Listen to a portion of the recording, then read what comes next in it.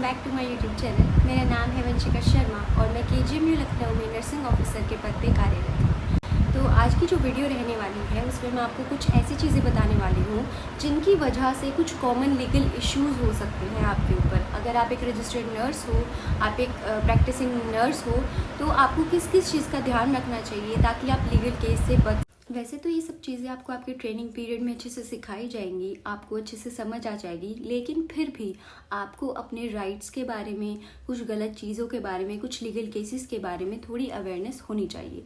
एक नर्स का role medication administration में क्या रहता है?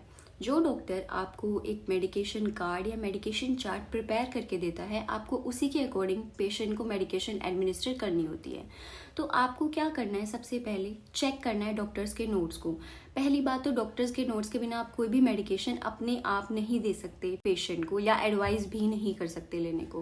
पहले आपको सबसे पहले डॉक्टर्स के नोट्स चेक करने हैं कि ड्यूरेशन यानी कि उसकी जो फ्रिक्वेंसी है वो भी लिखी होगी, उसका रूट भी लिखा होगा, उसकी डोजेज भी लिखी होगी, उसकी प्रॉपर कंसंट्रेशन भी लिखी होगी।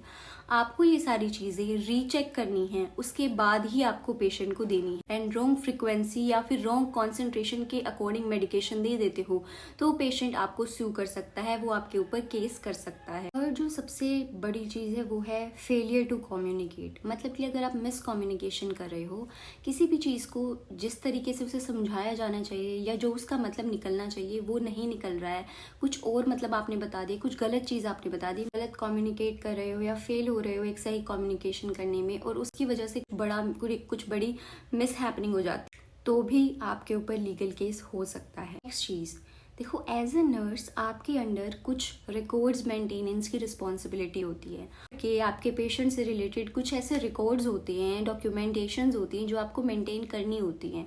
वो आपको प्रॉपर टाइम पे प्रॉपर तरीके से उनको आपको मेंटेन करना होता है। डॉक्यूमेंटेशन कैसे करनी है, सारी चीज़ें आप अच्छे से पढ़ोगे। अपनी डॉक्यूमेंटेशन अच्छे से नहीं करते हो, प्रॉपरली नहीं करते हो, और अगर उसमें कुछ कमी पाई जाती है या फिर आपकी तरफ से कोई नेग्लिजेंस पाई जाती है तो उसकी वजह से भी आपके ऊपर लीगल केस हो सकता है। फिर एक बात आती है नेक्स्ट, अगर मैं बात करूं तो आप किसी को भी अननेसेसरी एक्सप्लेनेशन नहीं दोगे। किसी भी अनऑथराइज्ड पर्सन के साथ आप किसी भी पेशेंट से रिलेटेड या अपने हॉस्पिटल की पॉलिसी से रिलेटेड कोई भी ऐसी चीज़ बता नहीं सकते जो आपकी अथॉरिटी के अंदर नहीं आती। पेशेंट को डील कर रहे हो, पेशेंट को हैंडल कर रहे हो, और उस पेशेंट की कुछ कॉन्फिडेंशियल इन्फॉर्मेशन आप किसी ऐसे इंसान के साथ शेयर कर रहे हो जो अनऑथराइज्ड है। मतलब कि ना तो वो पेशेंट चाहता है कि उसको पता चले, मतलब कैसे भी, अगर आपके पास उस चीज़ की अथॉरिटी नहीं है और सामने वाला पेशेंट के साथ कुछ ज़्यादा कंसर्न नहीं है, आप एक्सप्लेनेशन नहीं दे सकते।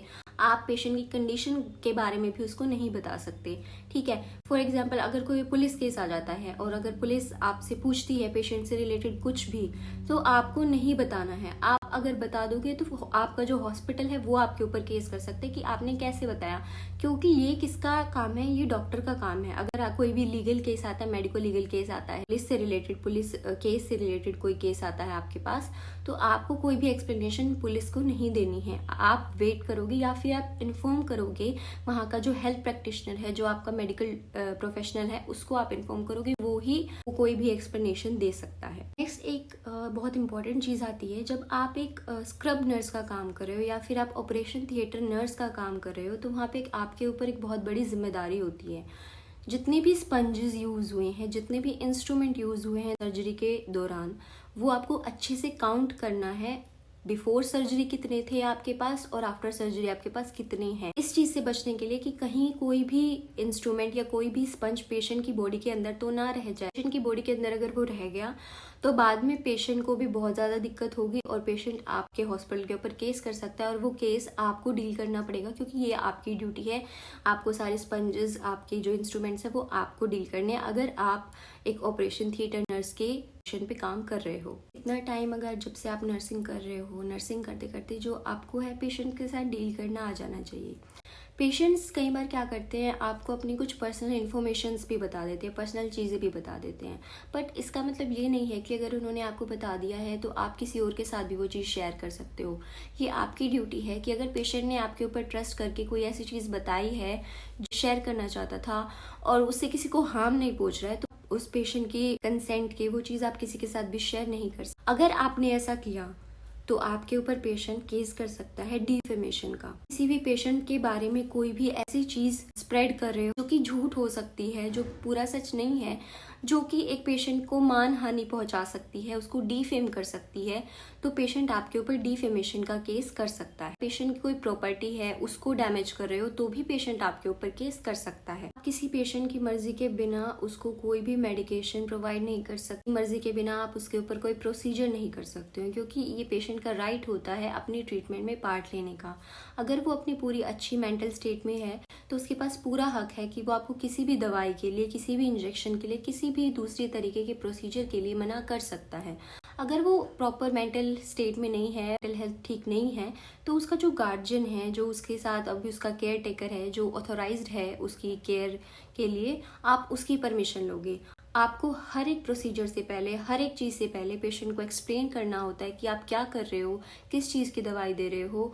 तो अगर वो लेना चाहता है उस दवाई को या उस प्रोसीजर को करवाना चाहता है तो ही आप कर पाओगे, अदरवाइज आपको नहीं करना है। उसके बाद आपको या तो अपने सीनियर को इन्फॉर्म करना है, कंसर्न डॉक्टर को इन्फॉर्म करना है और अपने नर्सिंग नोट्स में उस चीज़ को डॉक्यूमेंट करना है, ताकि आप आगे जाके इस चीज़ से बच सको। क्योंकि डॉक्टर तो आपको बोलेगा कि आपने ये प्रोसीजर नहीं किया। अगर उस टाइम सिर्फ आप वर्बली ये चीज़ कह दो कि डॉक्टर, पेशेंट ने तो मना कर दिया था, no one will believe you. तो आपको क्या करना है, उस चीज़ को तभी के तभी डॉक्यूमेंट करना है, सीनियर्स को या डॉक्टर्स को रिपोर्ट करना है। वो टैकल करेंगे उस चीज़ को कि अब आगे क्या किया जा सकता है। हो सकता है वो उस प्रोसीजर को किसी और तरीके से करे, मेडिकेशंस की जगह पे इंजेक्टेबल्स दे दें। आपको ये करना है। ये चीज़ें थी जो ये कुछ कॉमन लीगल इश्यूज थे जो हम लोग देखते हैं अपनी प्रैक्टिस में होते हुए। ठीक है, तो आपको ध्यान रखना है इस चीज़ का कि आप ऐसी चीज़ों से दूर रह सको, ऐसी चीज़ों से बच सको। आप अपनी पूरी प्रॉपर ट्रेनिंग तो करोगे ही करोगे। आपको इन मेडिकल लीगल इशू के बारे में इसीलिए पढ़ाया जाता है, इसलिए समझाया जाता है कि आपका देखो, आप अपने लाइसेंस पे प्रैक्टिस करते हो, किसी और के लाइसेंस पे प्रैक्टिस नहीं करते हो ना। आपका लाइसेंस आपको 4 साल की मेहनत के बाद मिलता है।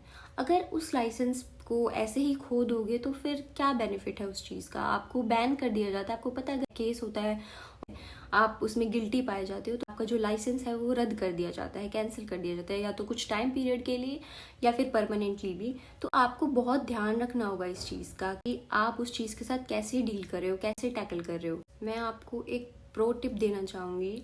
देखो, कई बार क्या होता है, डॉक्टर्स बहुत बिजी होते हैं, मतलब रिटर्न ऑर्डर नहीं दे पाते हैं किसी भी मेडिकेशन का, किसी भी तरीके की चीज़ का।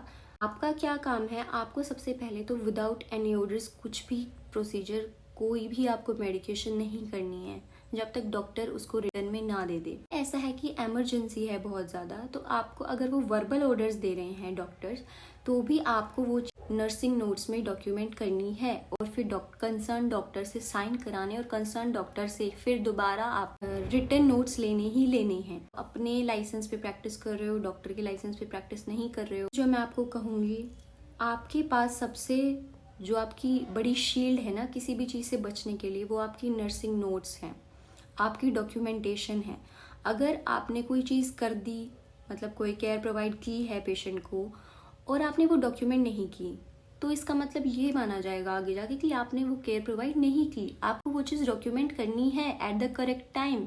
तो आप भूलो मत, कुछ भी चीज़ हो रही है, सबसे पहले आपको क्या करना है, आपको अपने नर्सिंग नोट्स में डॉक्यूमेंटेशन करनी है।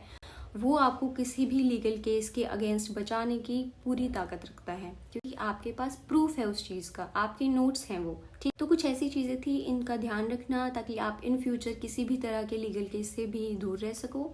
अब हम मिलेंगे अपनी नेक्स्ट वीडियो में, तब तक के लिए अपना ख्याल रखो, खुश रहो, बाय।